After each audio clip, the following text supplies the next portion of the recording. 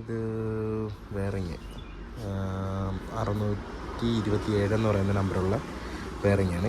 ഇതിനനുസരിച്ച് ഒരു സർക്കിൾ വരച്ചുകൊണ്ട് അതിനകത്ത് സെറ്റ് ചെയ്ത് ഇട്ട് വേണം ബാക്കി എടുക്കാൻ. ഇതെല്ലാം 4 എണ്ണമാണ് ഞാൻ ഉണ്ടാക്കിയെടുക്കാൻ പോകുന്നത്.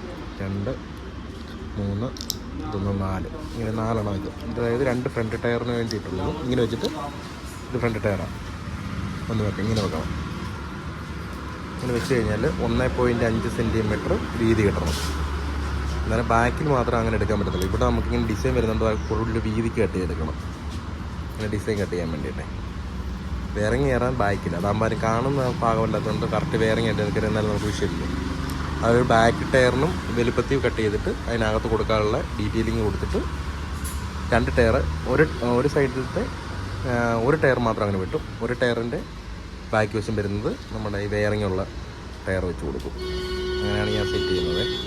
ഇത് നമുക്കറിയത്തില്ലായിരുന്നു, നമ്മൾ ഓൾറെഡി കട്ട് ചെയ്ത് പോയി. അതുകൊണ്ട് ഇനി ഇങ്ങനെ തന്നെ സെറ്റ് ചെയ്യാമെന്ന് നിങ്ങൾക്കായിരിക്കും. അതുകൊണ്ടാണ് ഞാൻ അങ്ങനെ പറഞ്ഞത്. ഫ്രണ്ട് ടയറിനും ഇങ്ങനെ കട്ട് ചെയ്തതും അതിൻ്റെ ഇത് എന്ന് പറയുന്ന റേഡിയസ് ചെറുതാണ്.